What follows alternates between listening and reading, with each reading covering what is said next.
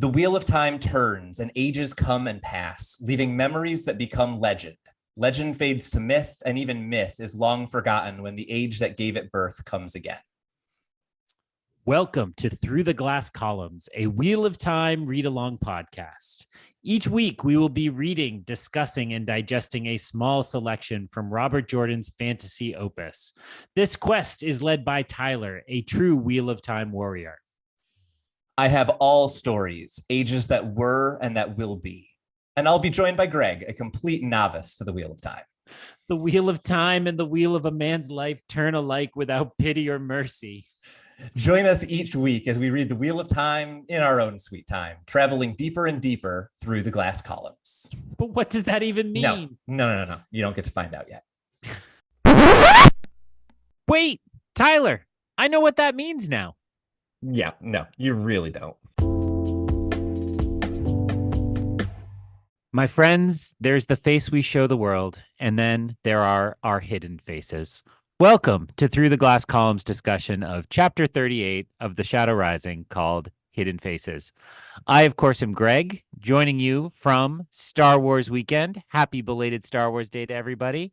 Having just been to the movie theater a disgusting number of times to see Tylor's favorite Star Wars movie, I will welcome Tylor to the podcast. Tylor, our own Jar Jar Binks, how are you today, sir? I just want to point out that one time seeing that movie in theaters is a disgusting number of times. I have only seen it once in my life in theaters. I was 11. I don't need to ruin that experience by going to see it as an adult.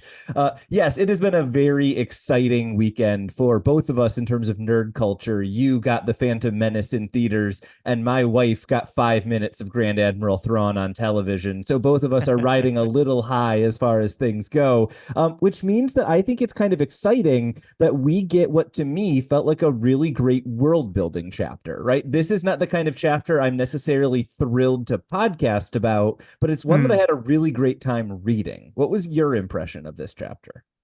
Yeah, I had a lot of fun reading. I definitely spent the first section really kind of with my head spinning, trying to be like, okay, these names and these factions.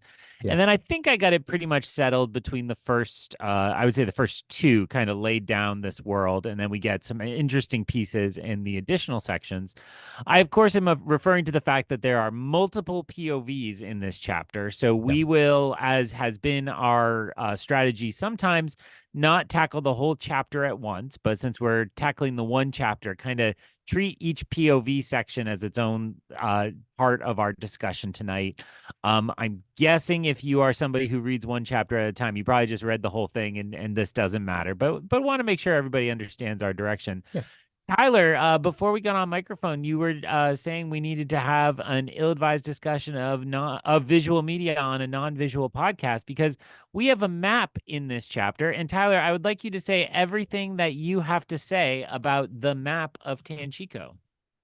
It is a map that depicts the city of Tanchico. That is the extent of my notes. What did you have to say about the map of Tanchico, Greg? It is a beautiful map of Tanchico, a city shaped like an E. That's all I took away from it. I don't think this is essential for our understanding of this current chapter, but we do just want to acknowledge that the map is here as we transition into the primary action as we go on. I assume there will be times in the future where we need to refer to this map, and I'm glad we have it, but I didn't find it essential here. I wholeheartedly agree with that. I feel like Robert Jordan felt like he needed a new map in this book, and this was the one that made the most sense. So that's the map we get. Chapter 38, Hidden Faces, Section 1 of 4. We begin in the Garden of the Silver Breeze in Tanchico, which seems to be an extremely kind of well-to-do upper crust area where people are given a lot of privacy. It's described as there being high walls and many people wear masks. It's also described someone is looking out on a busy port, and we hear about prices skyrocketing everywhere, but especially at the Garden of the Silver Breeze. We are in the head of Egeanin, or however you pronounce that name, who is trying to pass as Tanchikin, but thinks that most people don't really notice anything because there are so many kind of refugees who have flooded the city. And she also thinks that the people here lack enough order to really do anything, even if they noticed that someone was acting suspiciously. And she seems almost kind of frustrated by the lack of order of these individuals. She is meeting with Florin Gelb, who you may remember from book 1 as the person who got kicked off of Bail Domon's ship right before they arrived in Whitebridge. And he has an Adam for her, apparently the third that he has recovered for her. And he says that he has also found one of the women that he has been sent to track down, but she kind of distrusts him about this because there have been some past mistakes. He asks for coin to be able to verify that this is the person he's looking for, and she refuses. He tries to kind of get her interested with the rumor about the Panarch, and he is immediately dismissed. She kind of has no interest in this whatsoever.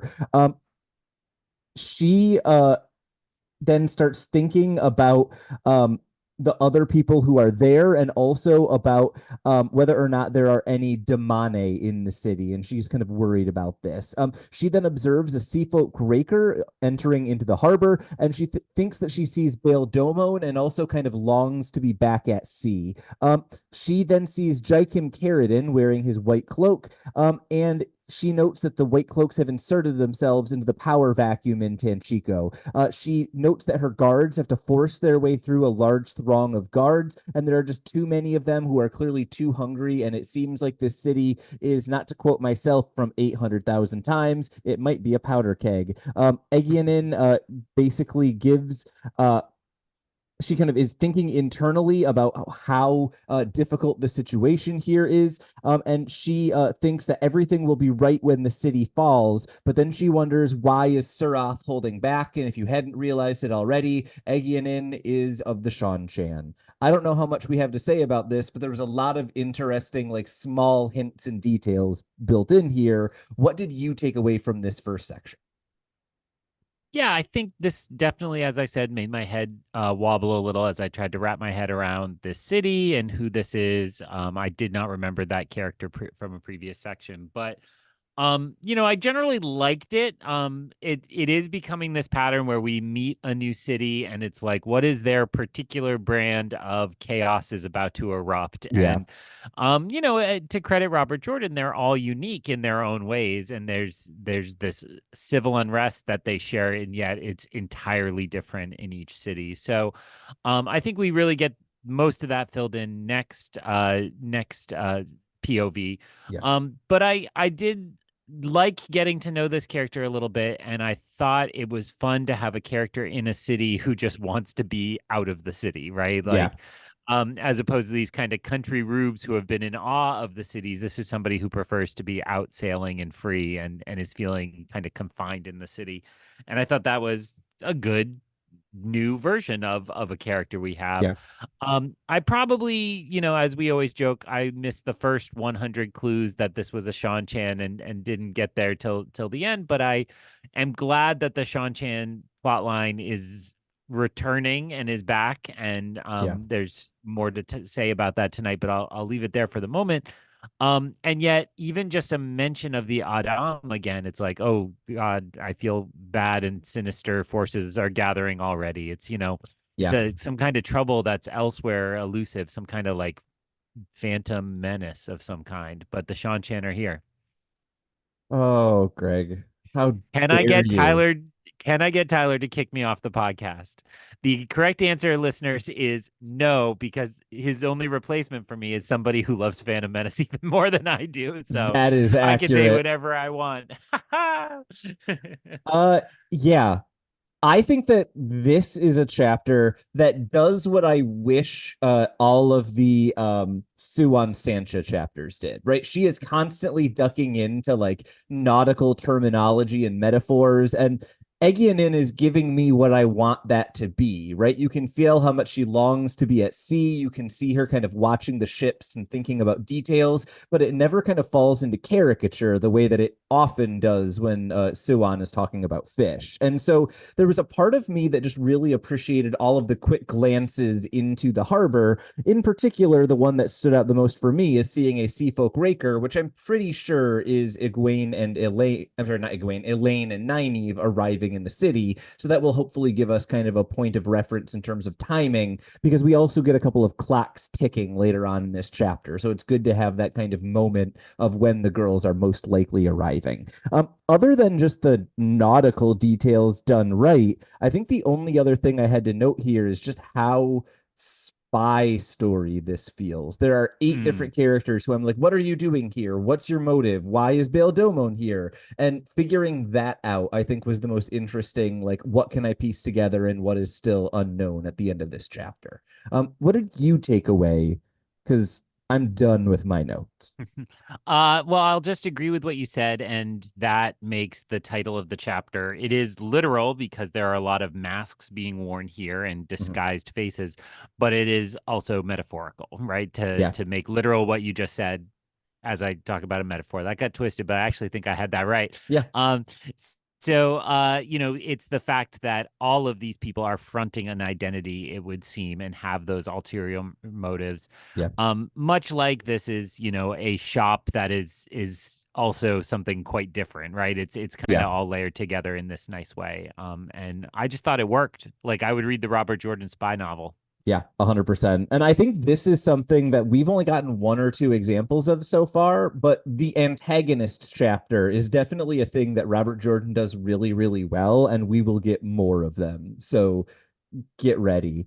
It is then time for the second of our 4 POVs, this time in the form of Jaichim Carridin, who very quickly makes it clear that he is a dark friend. He thinks about a Murdrill taking his sister, and that's really not a big deal because at least it didn't kill him. He meets with a number of nobles who say that the king requests White Cloak aid to kind of settle the city and break up some of the distrust. We learn that the Panarch has died, creating all sorts of problems for the nobles and for the king, and Carridin assumes that the king is the one who killed the Panarch, but he can't know for sure. The nobles kind of quickly dismiss this, saying something along the lines of it was probably the Dragon Sworn, even though they both know that that isn't really likely. The goal, it seems, of these nobles is to secure Amathera as a new Panarch and get her onto the throne in the Panarch's palace. Jaichim Carridin, that is, doesn't mind this idea and seems kind of to take it in stride that he is going to do things that will cause, the White Cloaks to be viewed very poorly by a number of people in the city. And very quickly, he makes it clear he has already given them conditions that they do not accept any condition that involves the White Cloaks taking control of the city, but that once they both kind of agree to that the deal comes together relatively quickly. Jaichim Carridin, it turns out, is actually speaking with the king, even though he's not actually supposed to know that, and the deal is agreed to relatively quickly. Carridin, while this is going on, is kind of thinking repeatedly about how he is likely to die soon. He is very afraid of the fact that he hasn't been able to kill Rand al'Thor, and as we learned in either the last book or the book before, every month that happens, one of his family members dies, and that is not great for him. He makes the deal and then eventually makes his way back to kind of his rooms. And when he does, there is a woman already in his rooms. She refers to him as Bors, and he gets very nervous very quickly. He tries to kill her with his sword, but he is wrapped up in the power. He says that he's tried to kill Rand, and she must give him more time, and she seems almost amused by this. It's very clear that she is not there to try to kill him for this. She insists that he take the palace, and he basically agrees very quickly, saying it will only take 3 to 4 days. But then she says that she needs him to get rid of the soldiers in the palace, and this seems much more dangerous. He starts to object, gets shut down, and then tries to explain why there is an objection, and she tells him that the Panarch will be dealt with. He thinks about what her motives are and also thinks that she knows less than she lets on, and then he asks her for her name. She briefly threatens him before giving giving it, saying that a Murdrill will come and kill him if she wants. But then she introduces herself as Leandrin. She leaves fairly quickly, and Carradine worries that once he gets rid of the soldiers, the mobs will get extremely dangerous. But she thinks that if she can protect him from the Murdrill, it could all be worth it. And Carradine, it turns out, is A, evil, and B, the narrator of the prologue of Book 2. Bors, we solved a mystery. Isn't that exciting, Greg? Very exciting. And yet there was a tantalizing tease in there as well, because she says she was at a meeting where Baalzamon appeared in person. And I immediately was like, did he though? Right? Like, yeah, because we spent all of last book learning, and it kind of reminded me that at the end of last book, when we realized we had not been with the actual Dark One yet, that I didn't know I didn't know that I should consider reinterpreting that opening of book 2 in that regard, right?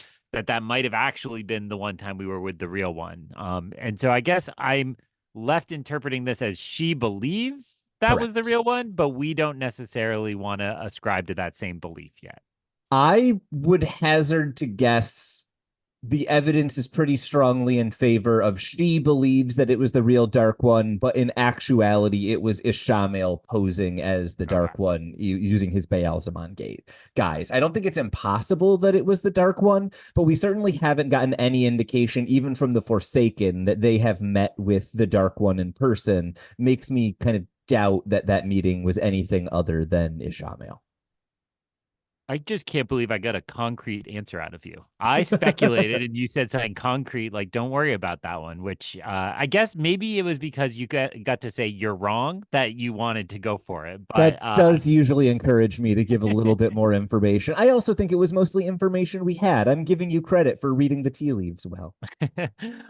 So I liked this section a lot, even though, again, it did make me feel a little wobbly. So I thought the way it laid out kind of clearly that the Panarch died. We don't know exactly who killed the Panarch, but it's suspicious. Yep. And so as we transition to a new one, and I'm seeing this a little bit like King Prime Minister, kind of the person who runs the day-to-day versus the ceremonial figurehead.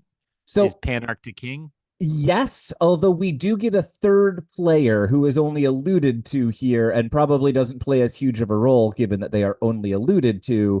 But there is also, this is actually where the map might be helpful. There are 3 palaces on the map. There is the Panarch's Palace, the King's Palace, and the Great Circle, which is where basically a group of representatives of the nobles and the merchants gather. And it's said in this chapter that the only 2 real powers they have is they elect the king and they elect the Panarch. And so this, I think you're right to think of it as like King Prime Minister, sort of like 2 separate but equal sort of things. But it's actually part of a triumvirate where there are 2 kind of powerful people opposed to one another. And it is the people, or at least supposedly representatives of the people, who select those 2 to play them off of each other. And then I think it's fairly straightforward. Those that are acting with ill intent just want the White Cloaks to kind of control that transition to the new Panarch. Yep. And Jaichim is how I say it, but who knows? Jaichim is... Just pretend like it's Joaquin Phoenix and it's like 2002, right? We don't know who this is. Give it a shot. So River's brother says, no, but so essentially is like, yeah, I'm down to do the plan. You just have to make sure I have the paperwork so that if anybody asks questions, then I can push the blame. And that all worked and made sense to me pretty clearly. I then, in my notes, I just have kind of really random fragmentary things. Like, I like this idea that there are a lot of rebels in town, and that it seems one faction among the rebels is called the Dragon Sworn, and we don't get much detail, but I would assume they are just like, burn it all down, Rand's here. Let's just like Let's follow the dragon and end all this structure. And it's worth noting, Jaichim Carradine assumes that is where Rand is. His big worry is that Rand isn't in one of the Dragonsworn camps outside of this city. He's really worried he might be in a Dragonsworn camp in another country just across the border, and that would be harder for him to kill him, right? So someone is maintaining the illusion that Rand is leading these Dragonsworn, not just that they're going chaotic on their own.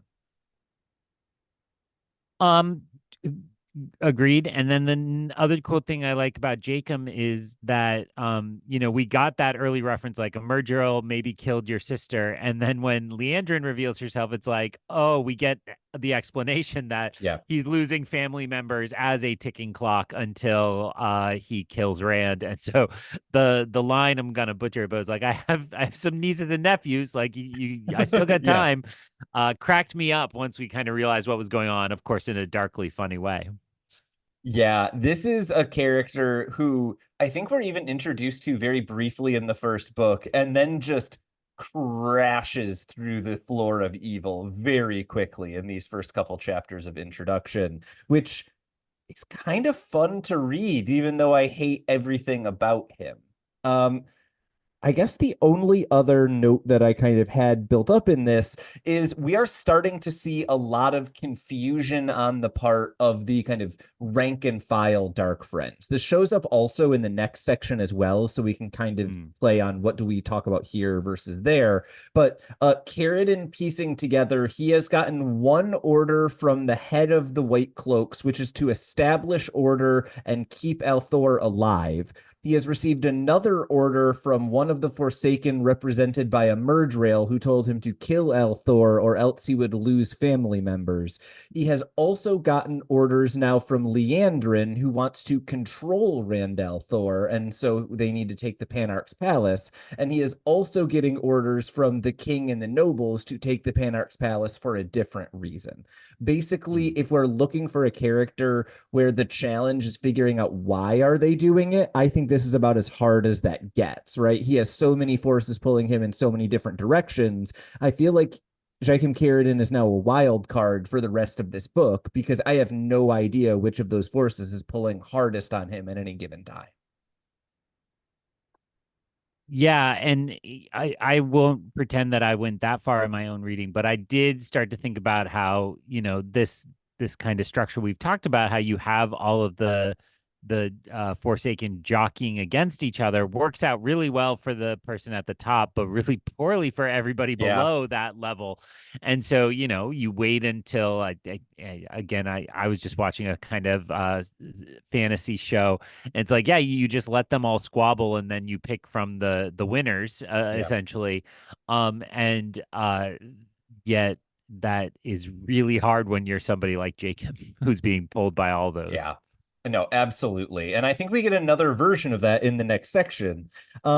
I don't have any other major notes here. I guess just he is Bors, that is important. 3 to 4 days is a ticking clock for our characters in Tanchico. Any last thoughts before we move on to Liandrin's section? Nope, you got all mine off the list. Excellent. Liandrin leaves the palace thinking about how she had to use her weave that kind of controls people's minds on the guard to get her in. He grins at her and she immediately kills him because we need another representation that she is definitely evil. Her sedan kind of takes her to the house that she's been staying at, and while she is going there, she thinks about how kind of disgusted she is by all of the poor people and the mobs that are out in the city. She notes that in the house, all of the guards and servants are apparently dark friends, and that this house has been given to them by a local merchant who is also a dark friend. She thinks that she would prefer a palace, but she worries that the Merlin's watchers would be able to find her too quickly. And she asks one of the servants where the others are, gets an answer, and then just berates the servant repeatedly, and then makes her way into where the other Black Aja are. She sees many of them and thinks about how many of them still continue to resemble their old Ajas rather than the new Black Aja that they've taken on. And she describes a number of their kind of different ways that they resemble their old Ajas.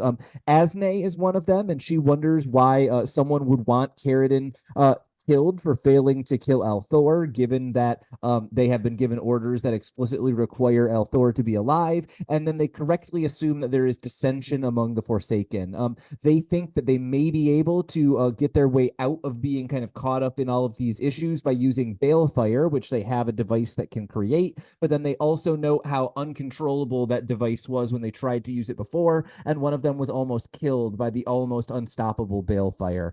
They think that they plan to control the dragon and that they will have the means to do so as soon as they get in the Panarch Palace. Once again, Leandrin just berates one of the servants, apparently for trying to clean.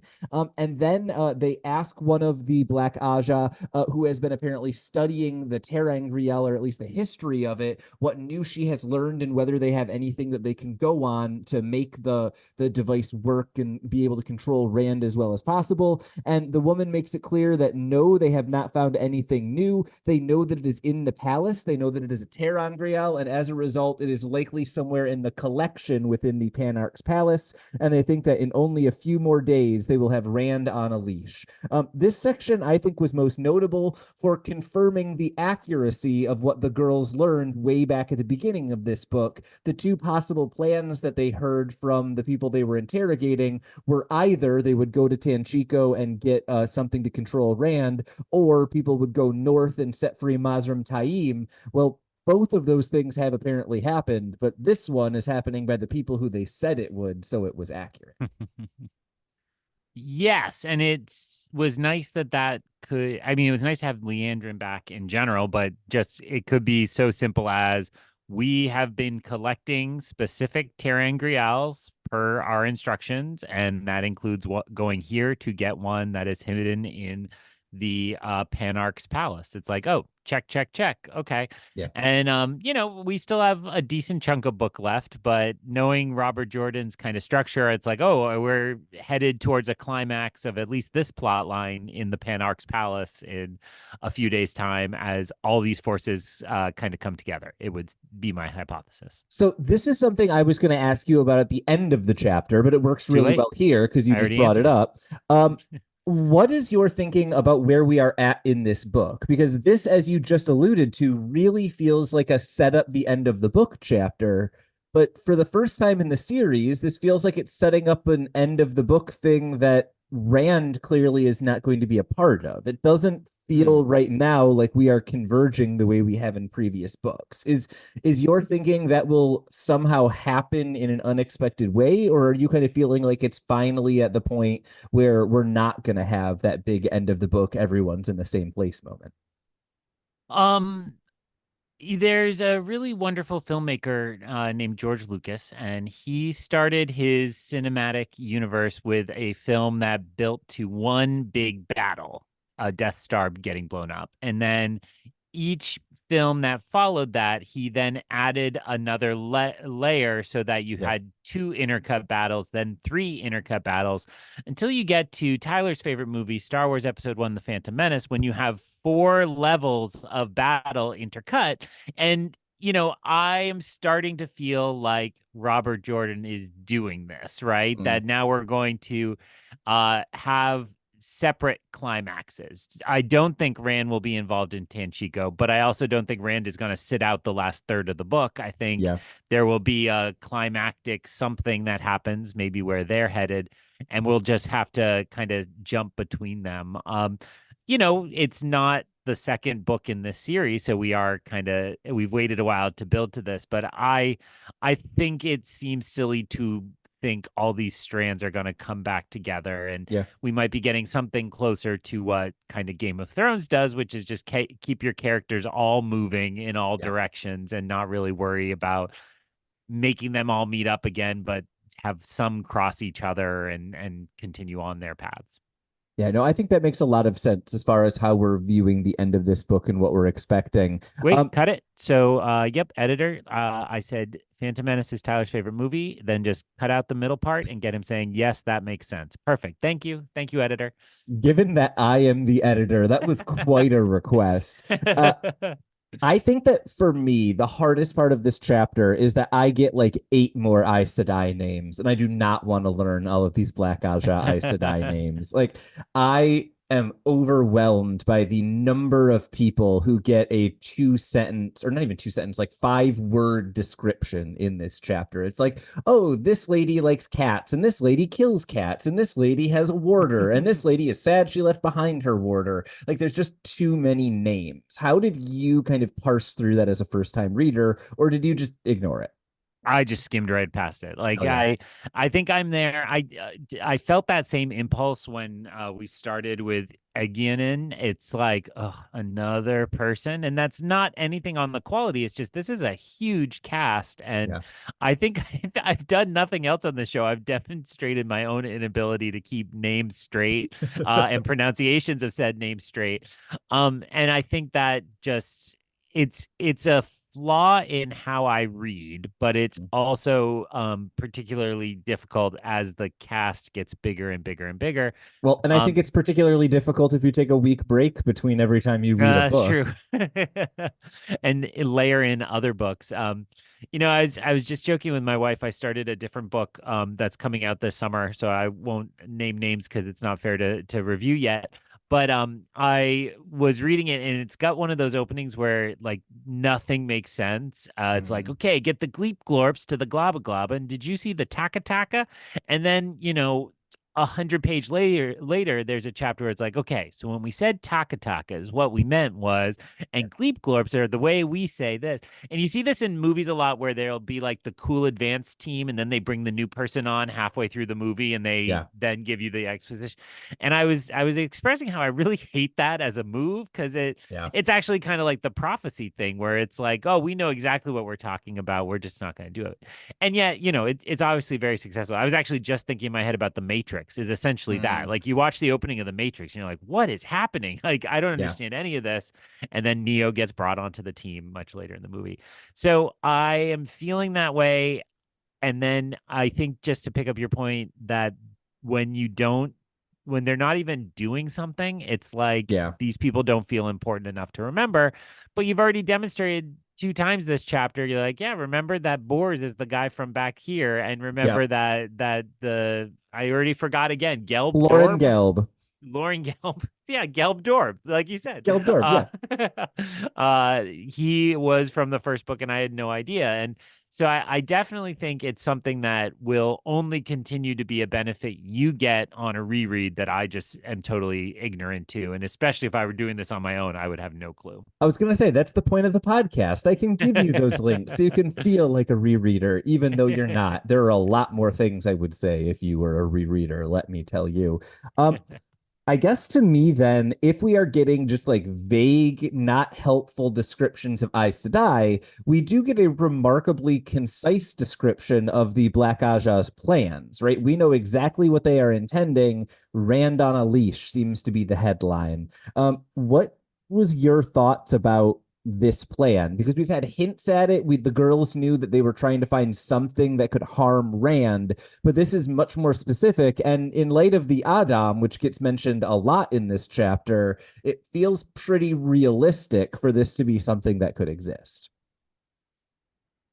Yeah, nothing in this really stretched my credulity. It all, was maybe a little bit of a power creep, but forces we already know and we understand. And it seems, I think in its simplicity, it seems like, sure, why wouldn't you try that? But also it seems kind of doomed to fail, right? Like, when the people trying to escape from prison are like, well, we could just knock out the guard and take the keys. And you're like, well, that's the first plan, so it's not going to work, but we got to watch them try to do it or what have you. So I assume that Rand is quite safe in that regard, but we'll see. I guess then the only other thing I have in this section is this section goes out of its way to make you recognize how evil Liandrin is. She stabs a dude in the eye, yells at a servant for not working, and then yells at the same servant for working.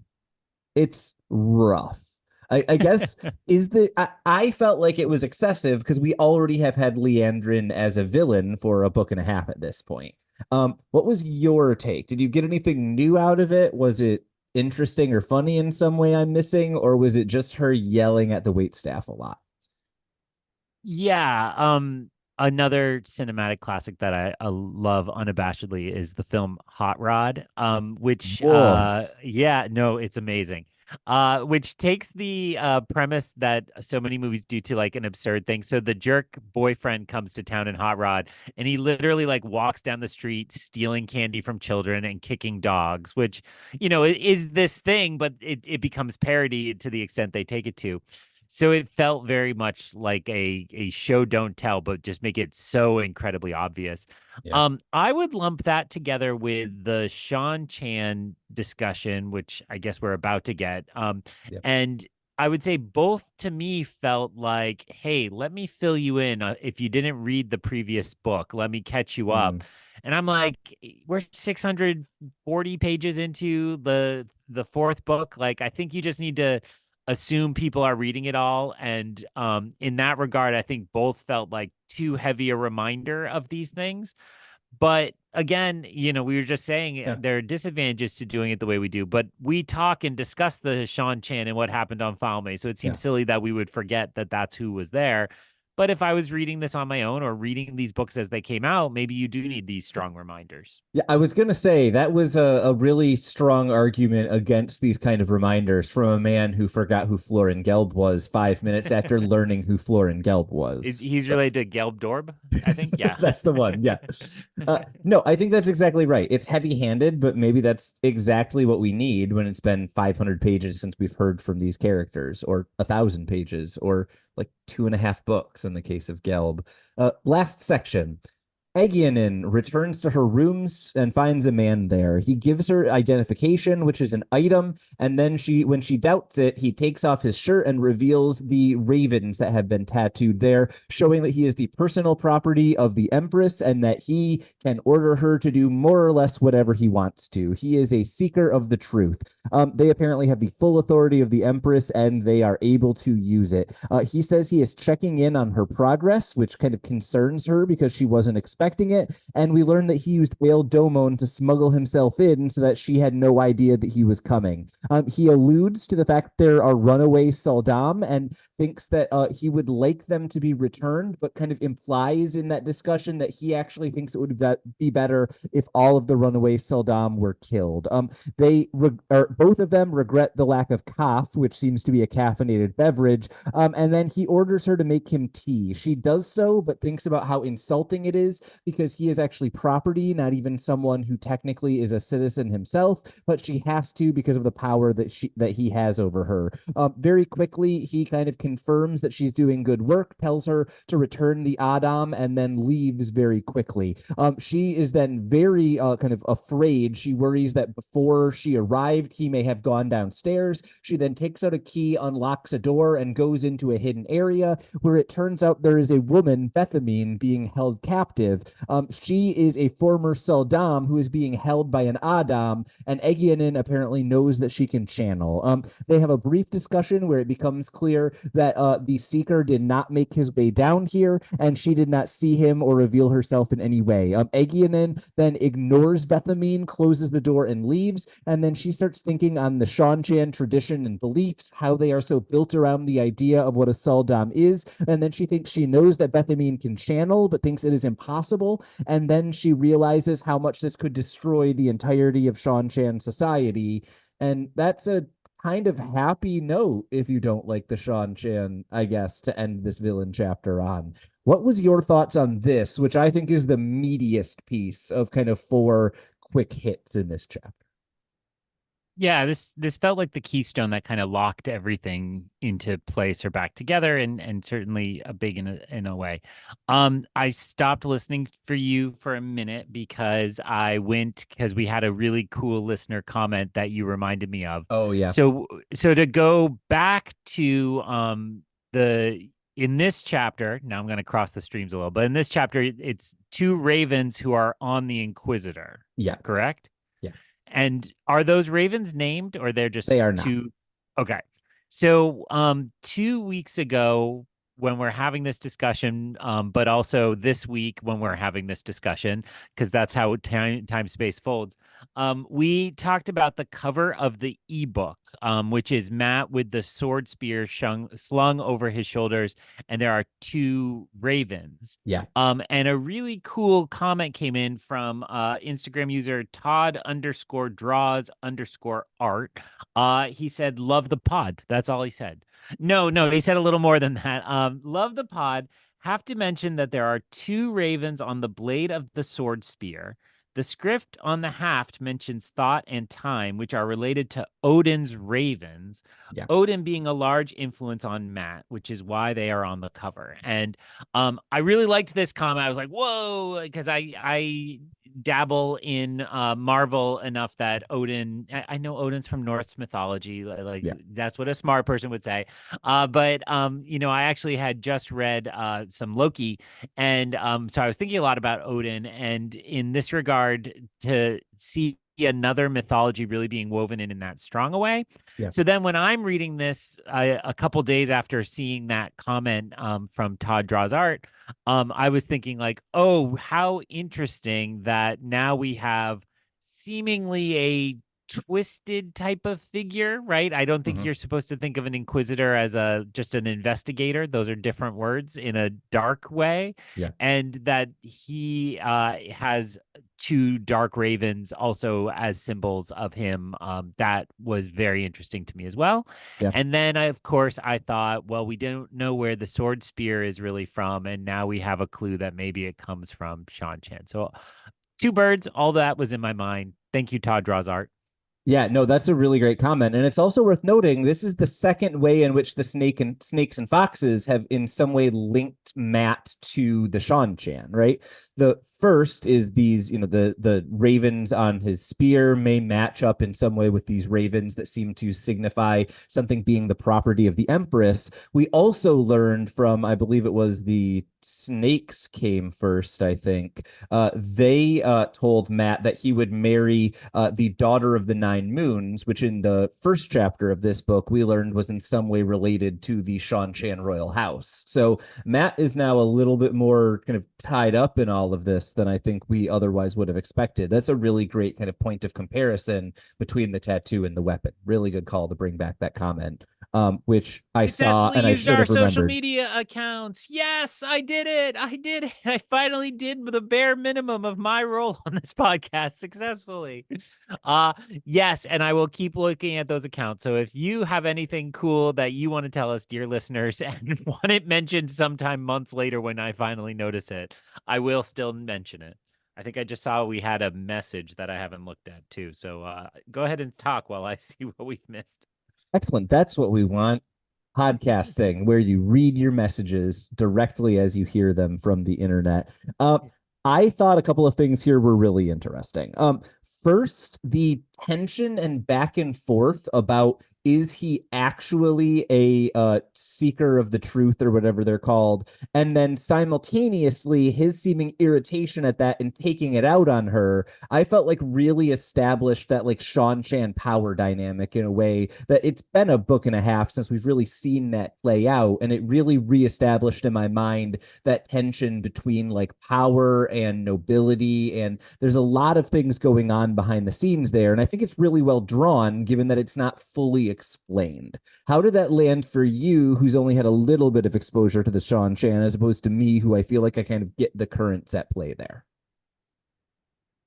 Probably less or so. I was still on the level of like, hey, the Sean Chan are still a thing. Look at that. Like they really are here. Well, and it fit with the very early hint of I believe Egeanin gets asked what her accent is, that they can't place it. And so I was thinking how that means these are people circulating on this continent. So they're not wholly separate, but they are still alien in some way. So I was probably more interested in those currents between the Sean Chan and this continent than I necessarily was intra Sean Chan dynamics. That's a really good call. I do just want to remind everyone that the Sean Chan accent is a deep Southern accent, which is hilarious to me every time that I remember that detail. I really also enjoyed this section where we learn just how kind of far the lengths the Seeker of the Truth is willing to go to keep his mission secret, right? We learn that he hired a smuggler to avoid going in on the normal boats that the Seanchan have already arranged for travel. And so I thought that really kind of just highlighted it. It made this guy feel more like James Bond than the random spies at the cafe in the previous chapter, if that makes any sense. And I appreciated that kind of like this is a level up that we haven't really seen before in the Seanchan. Other than that, I guess I'm just finding ways to say like this guy seems cool and he's kind of scary. What other takeaways did you have from the moments before we realized there's a girl tied up in the basement, like in many horror movies? Oh, and one I almost named drop, but such a surprise. I don't want to ruin said movie for anybody. But there's a good film that came out this year where there's a surprise person tied up in a basement. Not much. I think whether it was fatigue, I was certainly kind of just letting this click in that, okay, so she's Seanchan as a part of this. And then I was more interested in this final set of revelations. And so I'll offer the transition into those to just ask for confirmation. This is a character learning something we already knew, which is that the ones holding the leash have the ability to channel just like the ones inside the leash. Yes. And actually, I think the kind of fun thing about this is she has learned this, but still doesn't know as much as we do, right? She is still fumbling at the why because the Seanchan don't seem to know that it is possible to learn to channel. Whereas in book 2, the girls were able to pretty quickly deduce, oh, the people who are on one end of the Adam, they can channel innately, and the people on the other end could learn to channel. They just don't in Seanchan. And so it was kind of interesting to see someone without that piece of information try to piece it together. And it was very interesting where she drew the line of like, no, this is just impossible. It's above my pay grade. And then I think because of that, I was really intrigued by why didn't she just pass this problem down the line, right? It seems like she is kind of intending to let this be Suroth's issue, but she wouldn't let it be the Seeker for the Truth's issue. Yeah, why? I don't know. I have no Neither answers. do I, honestly, which is not normally I know and don't say, but today I don't know and don't say. It makes it feel like she's not entirely sure she wants to follow the rules, but may want to use this in some way to advance herself outside of normal rules or something like that.